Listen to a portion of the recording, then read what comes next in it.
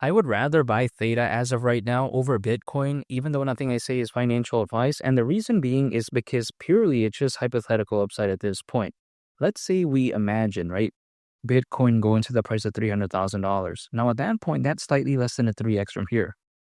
It's not that good, personally for me. I can't speak on anyone's behalf, but the way you take a look at it is that for me, the time to enter into Bitcoin was quite a long time ago. But since I didn't do that like 10 years ago or whatever, the way you take a look at it is that I want to look for something that could potentially be pretty good for me at least. And that is where I look into altcoins, much like Theta, because Theta, it's not some random dinosaur, which could maybe do a 3x max. But then at the same time, it's not a microcap, so it feels a little bit dangerous, at least to me at least.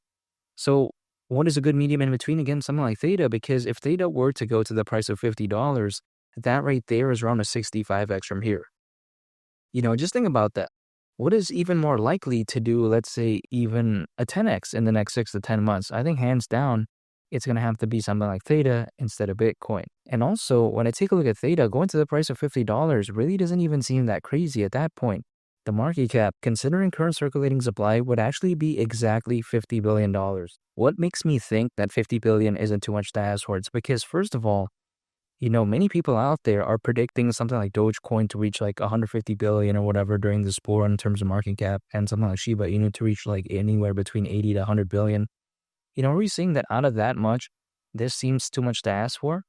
Again, around 50 billion. Not to mention, if let's say during this bull run, something like Bitcoin were to go to the price of $300,000 and at that point have a market cap of around 6 trillion, and let's say somewhere along there, many people are saying Ethereum could maybe reach 2 trillion. So that's just from two projects combined, 8 trillion, right?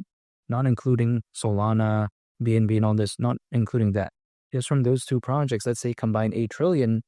In a trillion, that's 1,000 billion, and in a billion, that's 1,000 million.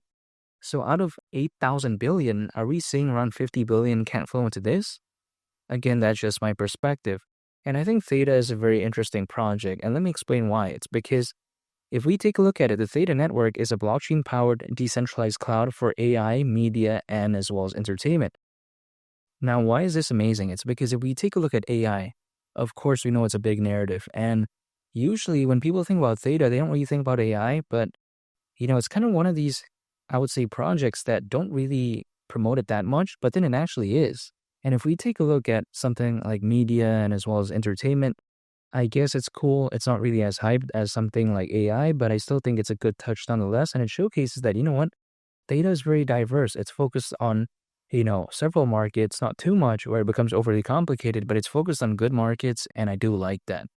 Not to mention, the Theta network can actually be viewed as like a dual design, so to speak, in a sense, because if we take a look at it, it's made up of the Theta Edge network and the Theta blockchain, which is why, again, many people view it as kind of like a dual network in a sense.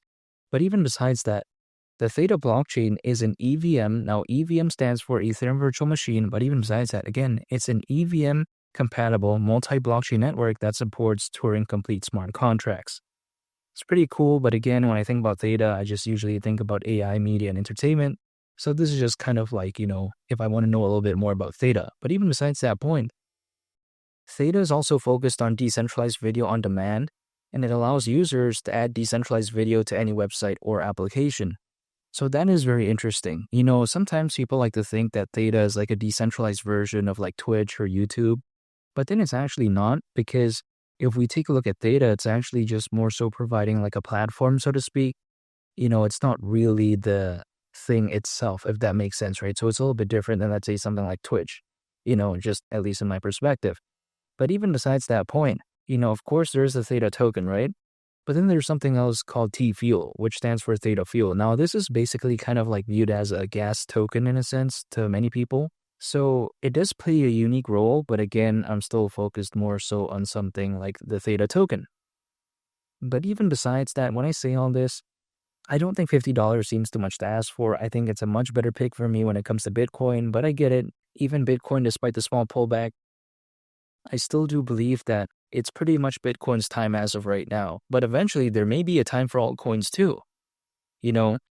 For last cycle at least, and also, the previous cycle before that, we saw altcoins do very well. At least not every single one, I should say, but pretty good ones did go along with the ride. We've seen an altcoin season.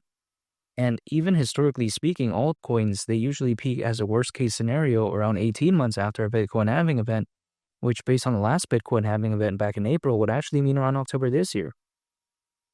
Now, there's no guarantee it's going to happen at that time, but it's just some food for thought, at least for me.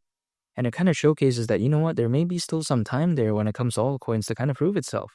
Now, whether or not it happens in October, in December, or whatever, in January next year, some people may be thinking, oh, that's not that much time. But in the world of cryptocurrencies, it doesn't take that much time for projects to really move in a significant way, because take a look at Bitcoin, literally the biggest cryptocurrency out there. Take a look at how fast it recovered, right? Also, it went down pretty fast as well, but I'm just saying, in the world of cryptocurrencies, things move very quickly. So the way you take a look at it is that when it comes to Theta, again, it's not going to be the fastest mover out there, but it doesn't feel like it needs like 6 years or whatever to reach the price of $50, at least in theory, because again, we're not talking about gold, the S&P 500, or stocks or whatever, should I say some boring stocks where it may take like quite a while for it to do even like a 5x or 10x. This is a different type of scenario. We're in the world of cryptocurrencies here.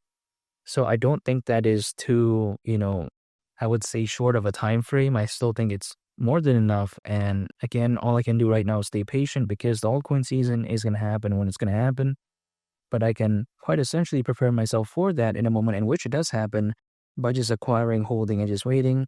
That's it. And I'm still very bullish on Theta. And again, I'd much rather choose this when compared to Bitcoin, because $50 is what I have my sights on for this bull run. And make sure to subscribe if you gain value from this video. Greatly appreciate it. It's been Lee the Captain. And I'll catch y'all on the next one. I'm out. Peace. Bye.